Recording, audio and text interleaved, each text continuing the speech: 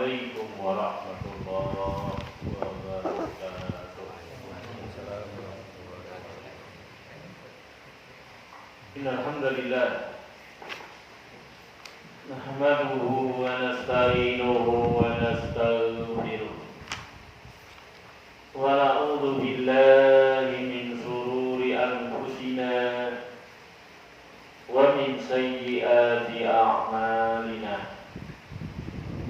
Man yahdihillahu fala mudilla lahu wa man yudlil fala hadiya lahu.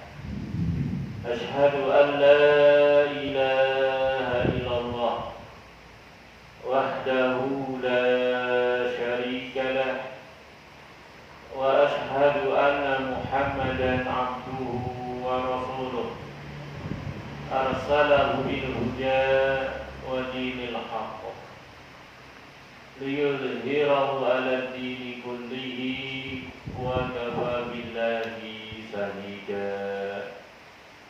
وبلغ الرسالة وأدى الأمانة ونصح الأمة وجاهد في الله حق جهاده وصلوات الله وسلامه عليه وعلى آله وأصحابه ومن تبعهم بإحسان ila yaumiddin wa ba'd. Muhtaram muslimin rahimani wa rahimakumullah wa a'azzani Allah wa iyyakum jami'an. Alhamdulillah, segala puji hanyalah milik Allah Subhanahu wa ta'ala atas limpah nikmatnya yang tidak terhitung kepada kita seluruhnya.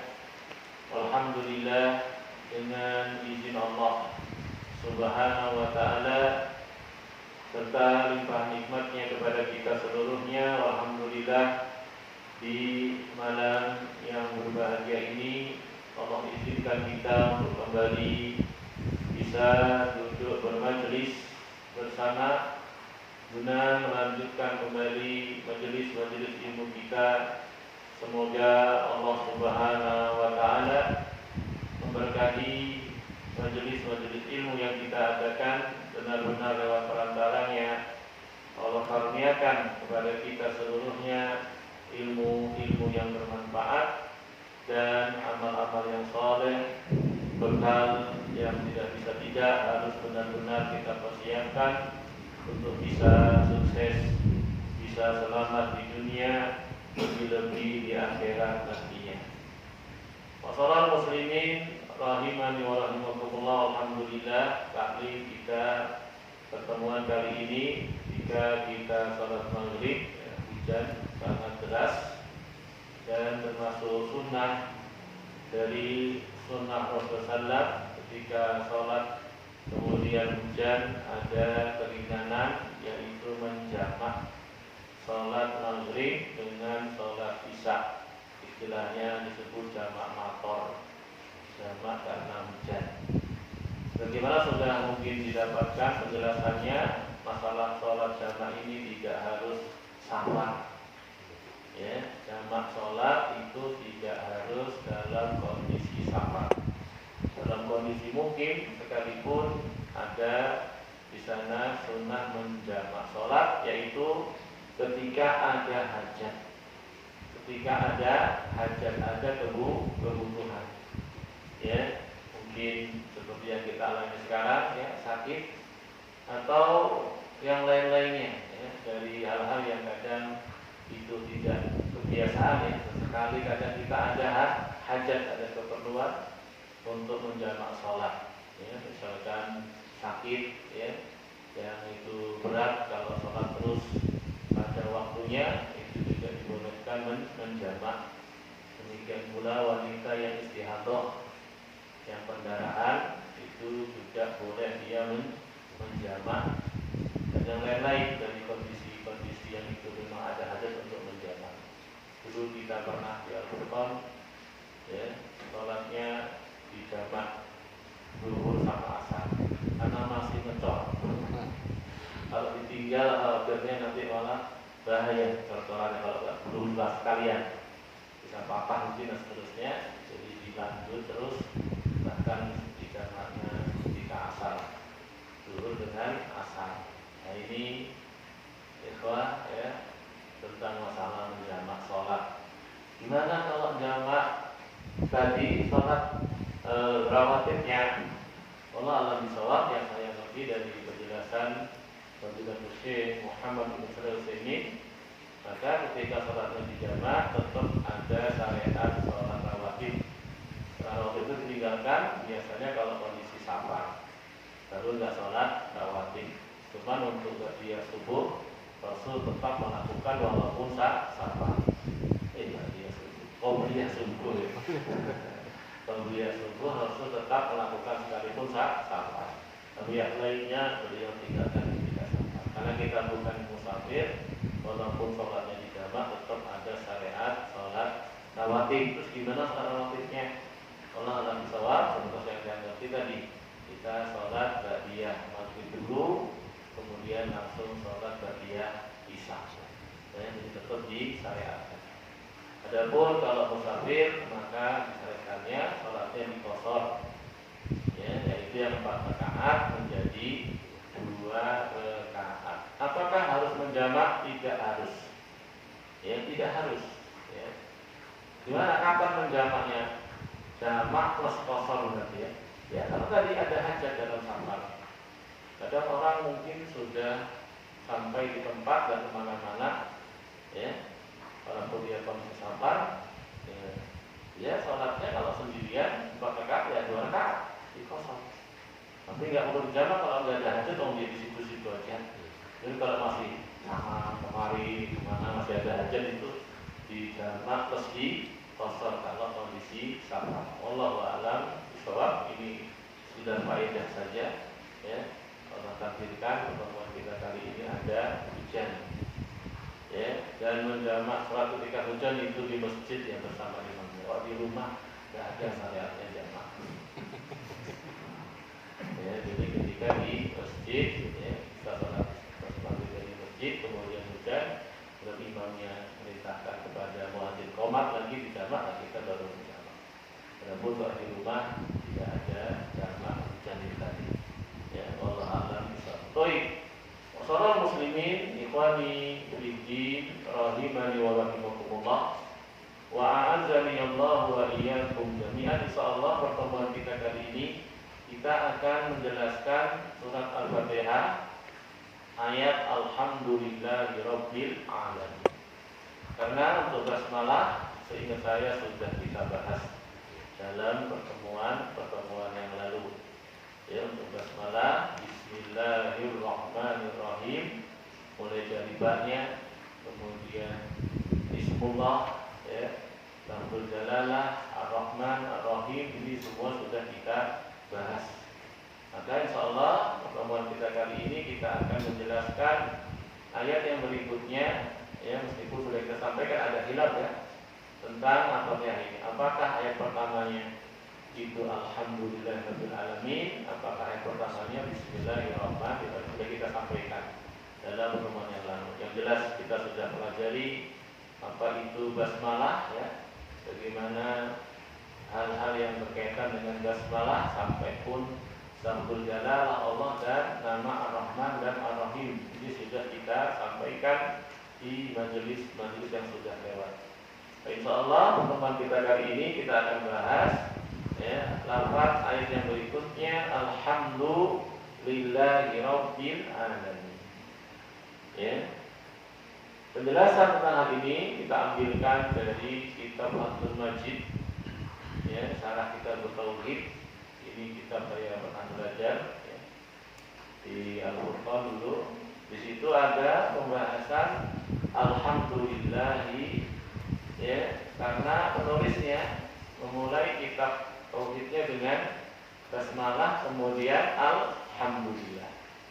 Karena insyaallah kalau kita sudah dapat materi ini, kita baca kitab yang manapun, ya, tulisan siapapun, yang penting dia ulama sunnah, insyaallah penjelasannya agak jauh beda.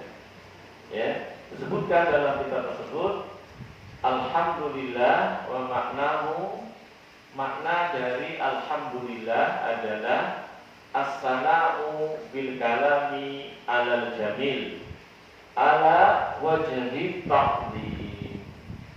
Ya, alhamdulillah segala puji adalah lillah, milik Allah, untuk Allah.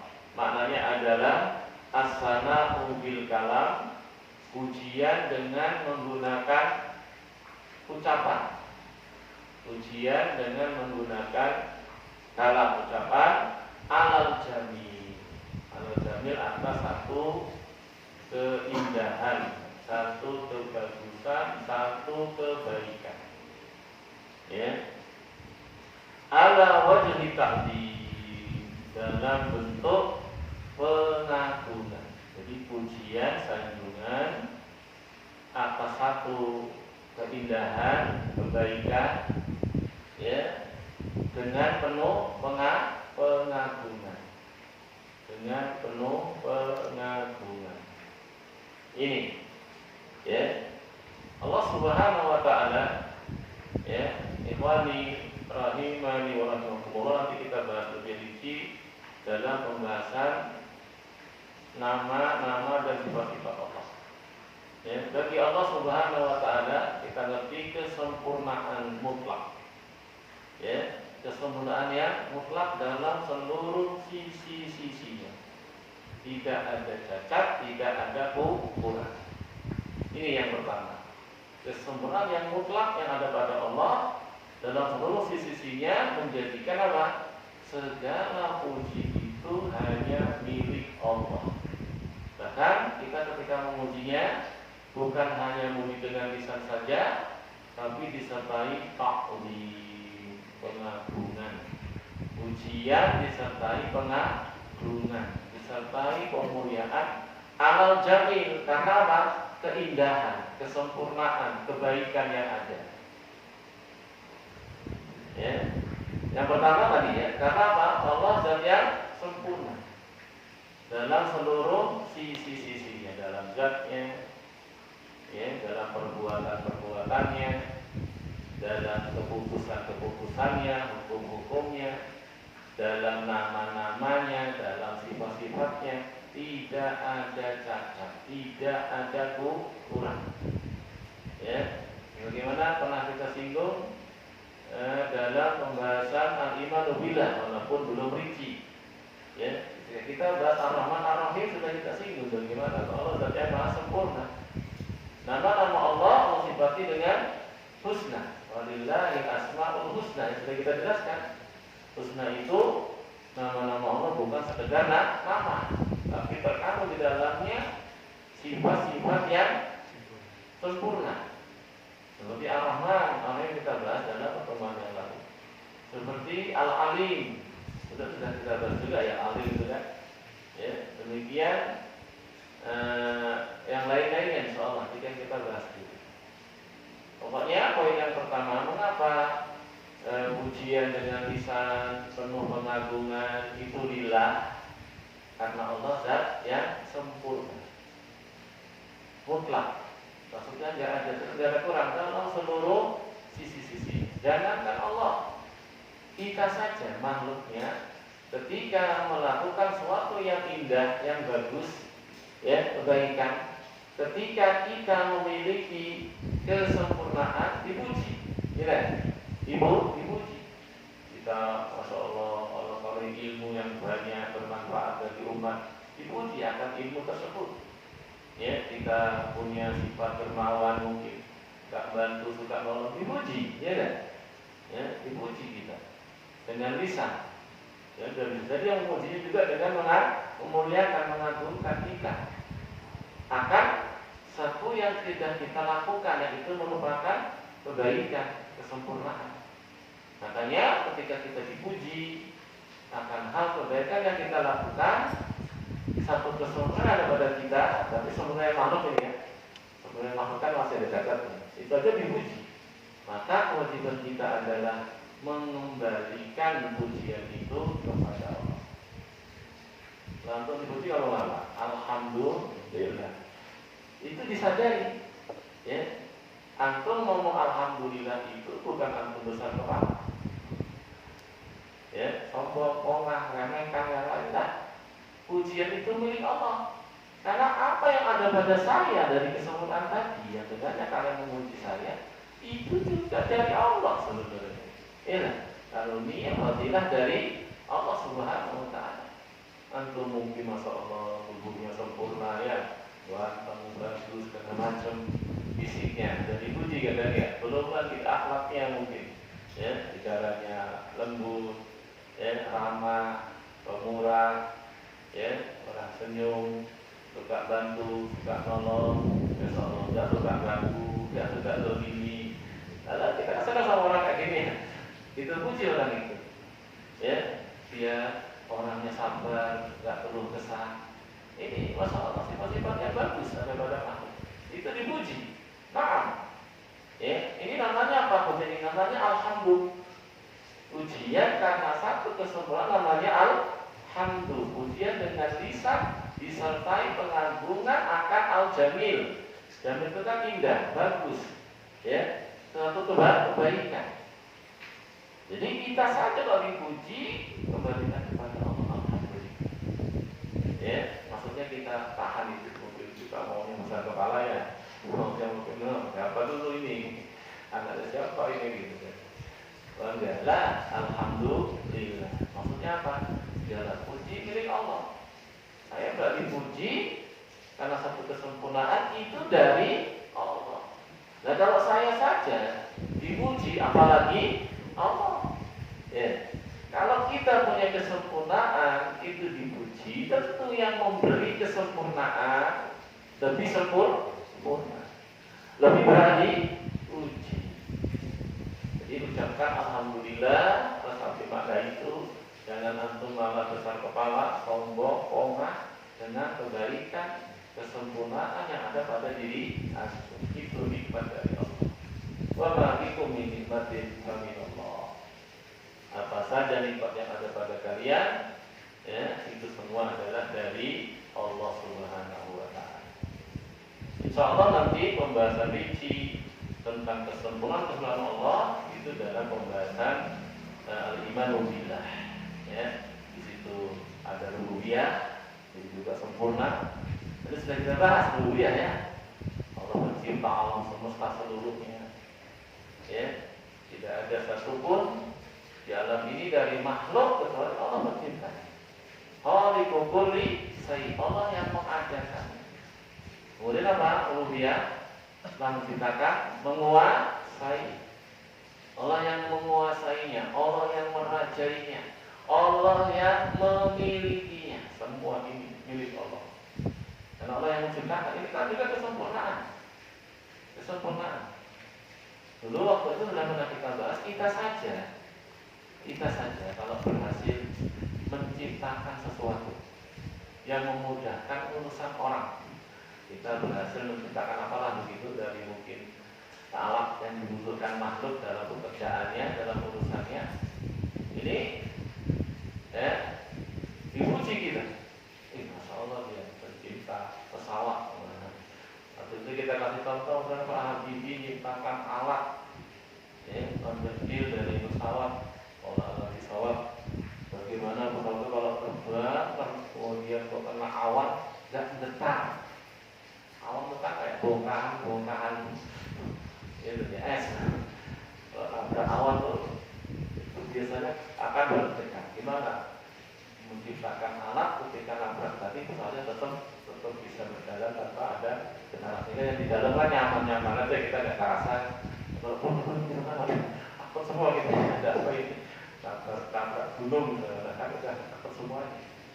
Contoh saja, atau yang lainnya dari anak-anak, kata berkata yang dipromosi, kita dipuji, ya. Kemudian kita punya hak paten kalau kita mau kan ya. Ada istilahnya hak paten. Ini hasil karya saya didaftarkan. Kalau ada yang milu-milu harus izin saya.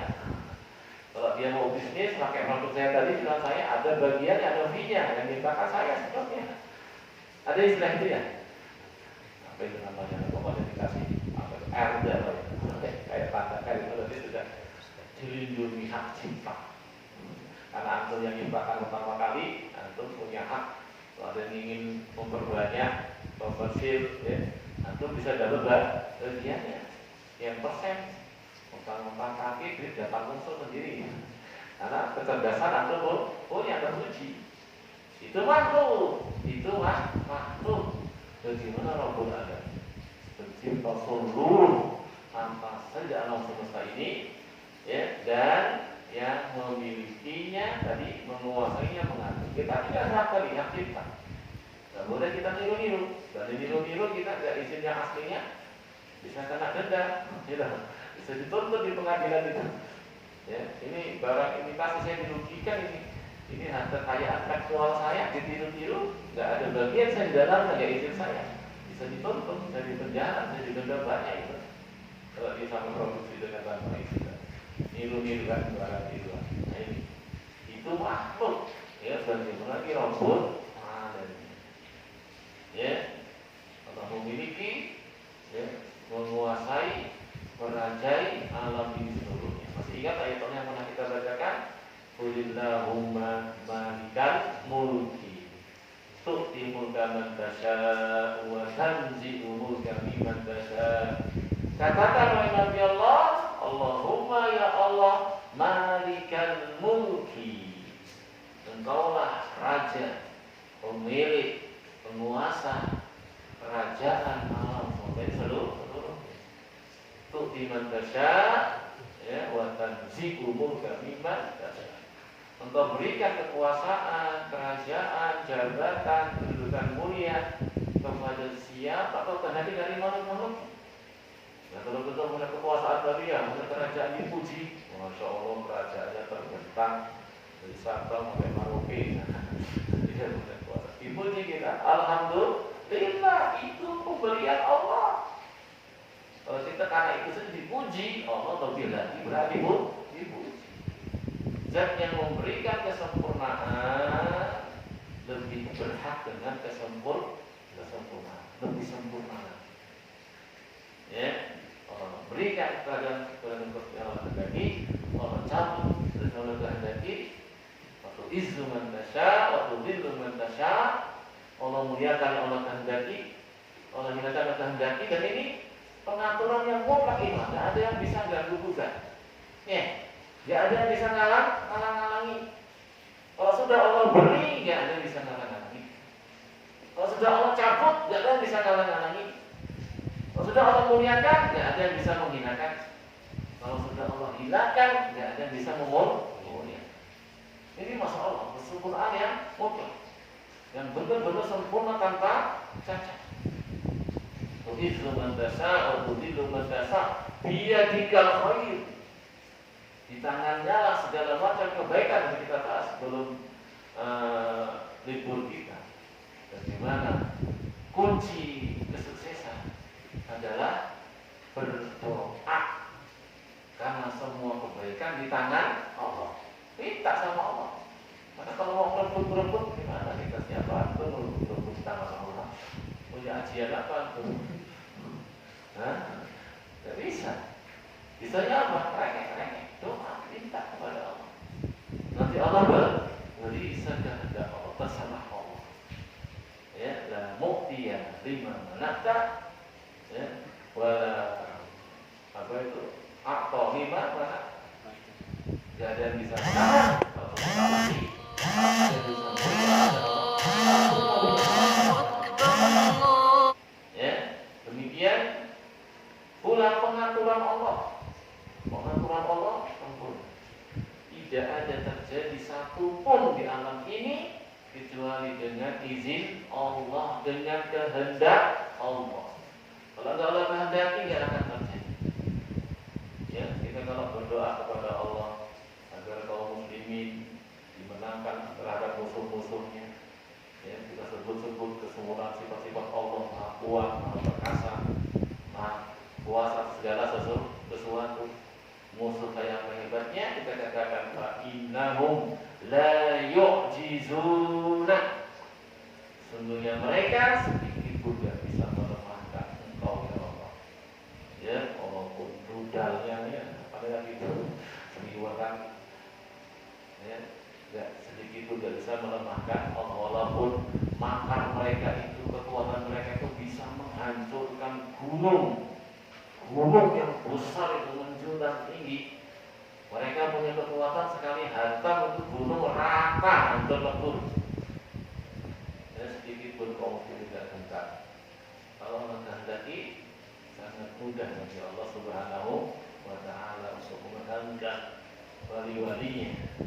Ya, innaka ala kulli syai'in qadir. Engkau Maha Kuasa atas segala sesuatu. Ini pertama ikhwan. Mengapa alhamdulillah? Ujian dengan lisan disertai pengagungan. Mengapa amal jamil? Karena Allah al-jamil. Innallaha jamilun yuhibbul jamal. Pemilik kesempurnaan yang tidak ada cacat sedikit pun dalam seluruh sisi-sisi. Dalam menciptakan, memiliki, menguasai, merajai, mengatur alam semesta. Tidak ada cacat, tidak ada kurang. Sempurna kerajaannya. Ya, tidak ada sesuatu terjadi dalam kuasaannya Allah di luar kehendak Allah. Ya, Masya Allah. Ini dia Rabb kita, Allah Subhanahu wa Ta'ala. Kalau kita puji Allah dengan mengilmui kesempurnaan ada pada Allah, inilah nanti munculnya pengagungan dalam pujian tadi yang sesungguhnya. Antum mujinya itu memang di atas ilmu, benar-benar bisa meresapinya, bisa menghujam ke hati antum, membekas. Karena antum betul-betul bagaimana kesempurnaan Allah Subhanahu wa Ta'ala. Kita ngatur-ngatur juga ya, dan kita suami ngatur-ngatur istri, kadang istrinya bandel. Malah kadang ada suami takut istri. Malah kadang rumah tangga yang jadi pemimpinnya kayak istri ya. Suaminya malah jadi kayak pembantu aja. Panut. Padahal dia kalau jadi pemimpin ya, karena kita ngatur anak kita, benar tidak nurut. Bahkan kita ngatur kendaraan kita aja, hewan ternak kita, bahkan kita dimaksiati. Jadi juga itu kita. Itu aja kadang kita dipuji, Masya Allah dia punya kekuasaan, punya pengaturan. Pada cacat kurang, itu.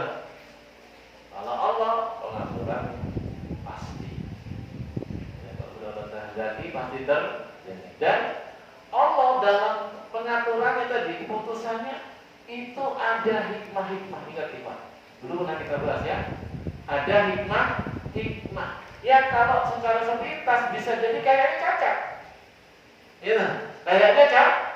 Kayaknya mana sisi terpujinya? Allah jadikan saya miskin kok terpuji. Allah jadikan saya kiri kok terpuji perbuatan Allah dari Tuhan. Allah jadikan saya sakit ini, sakit itu, bahkan sampai diamputasi dan mana sisi terpujinya? Nah ini yang perlu kita cari. Kalau kita bisa mengenali hikmah-hikmah Allah di balik keputusannya, ini akan kita katakan tetap saja terpuji hanya milik Allah. Karena kita tidak ngerti hikmah-hikmah tersebut.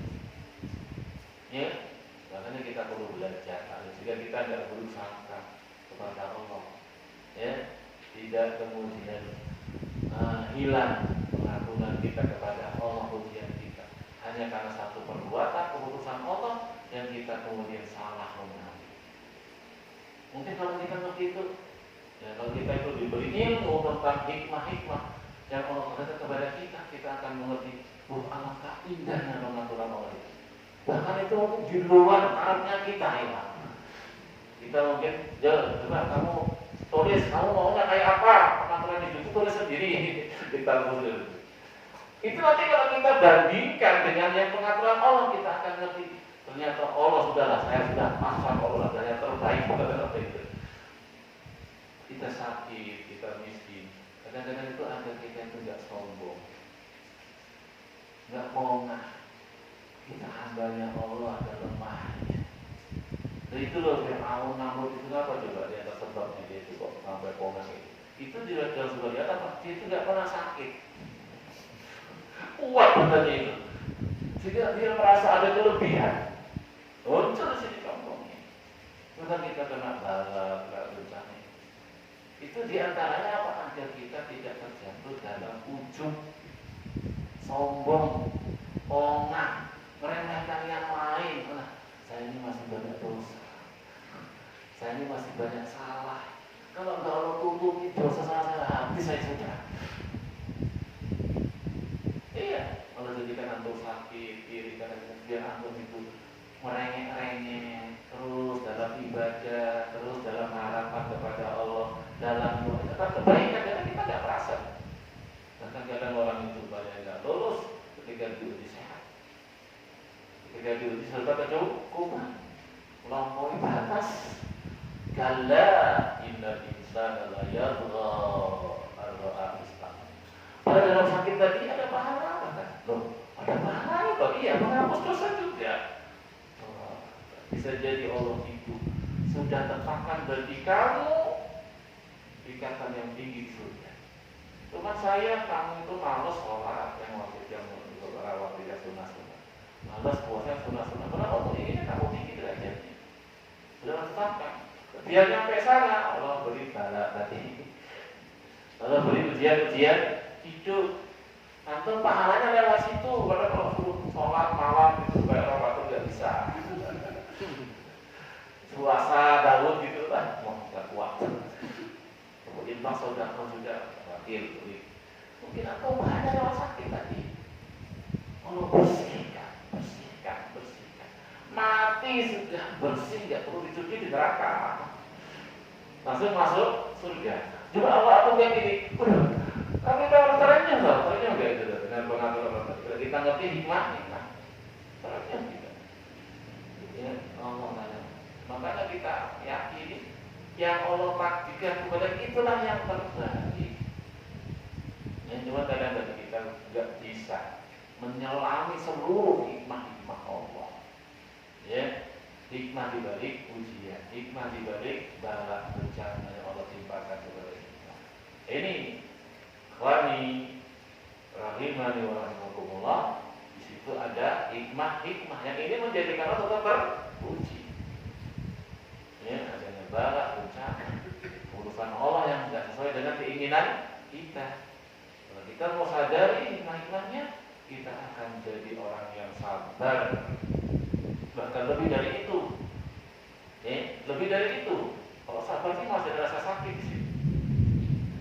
Cuman lisannya dijaga, perbuatannya dijaga, nggak melanggar. Paham sesuatu itu. Ada yang lebih tinggi, yaitu ridho. Ridho itu lebih tinggi dari samsara.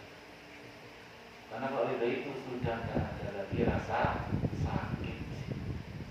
Benar-benar dia bisa meresapi, ya, hikmah-hikmah dibalik musibah dan bala. Sehingga nanti tidak ada rasa sakit, tidak ada rasa sesak, tidak ada rasa muah.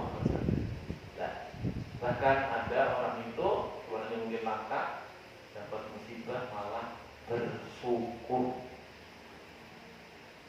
Tapi itu tidak wajib. Ridho itu tidak wajib.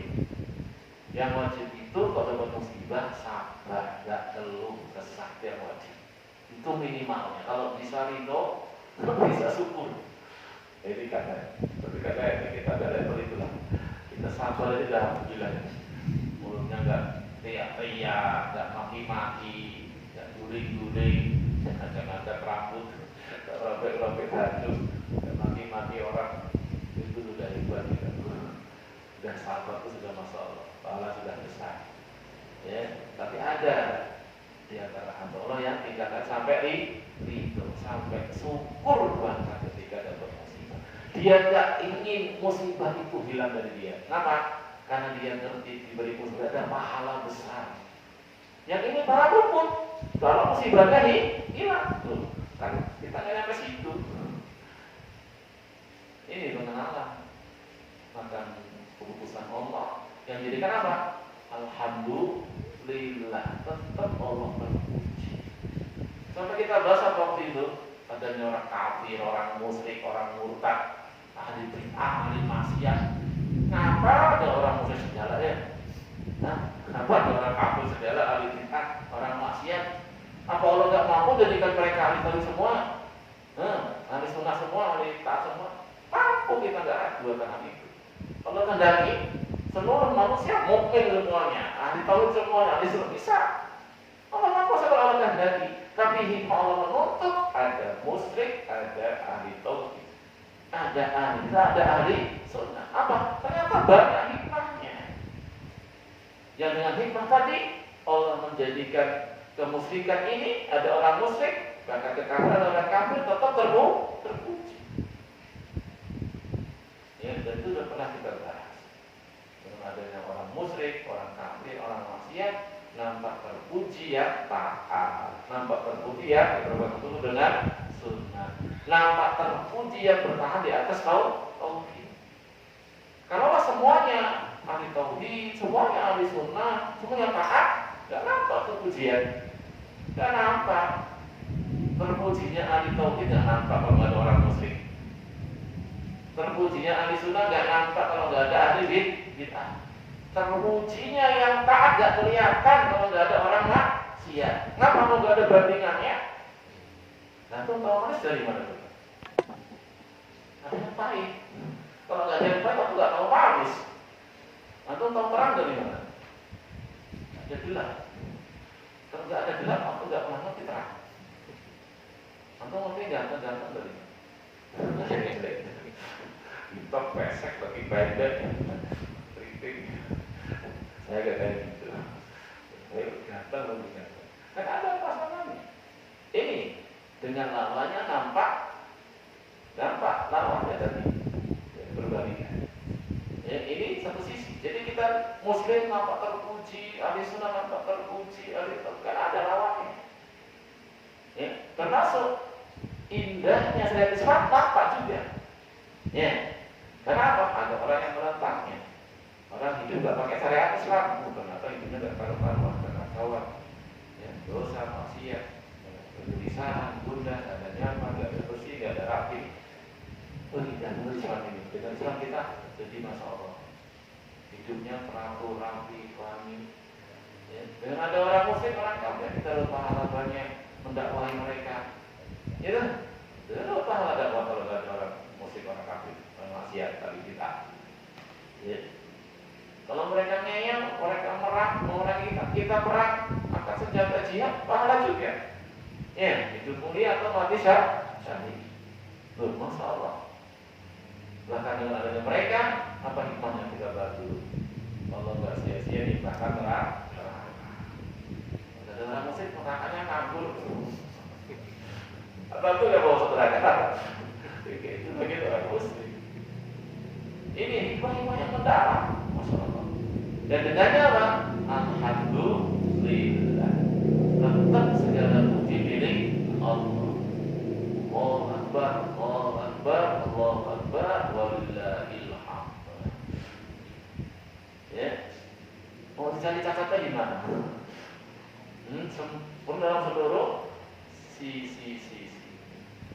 Ini yang pertama. Ya, jadi saya ulangi, alhamdulillah maknanya pujian dengan ucapan dengan penuh pengagungan, disertai pengagungan. Apa? Yang pertama, halal jamil.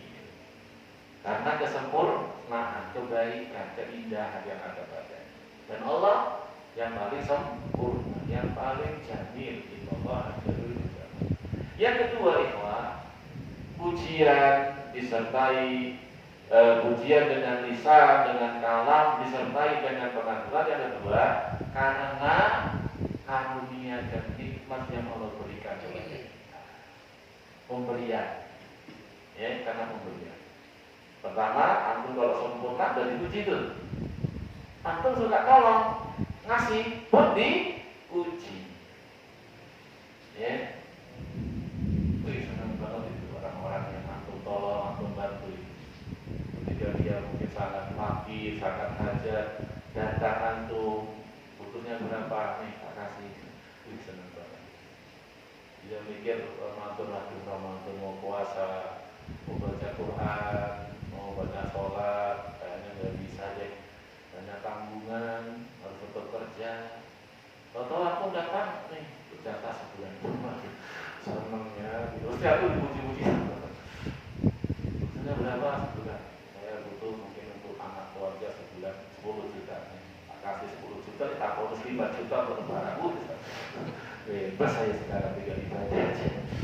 Orang itu makhluk dipuji karena apa? Memberi. Ya, sedangkan Allah Subhanahu wa taala kita ngerti tadi apapun yang ada pada kita itu pemberian dari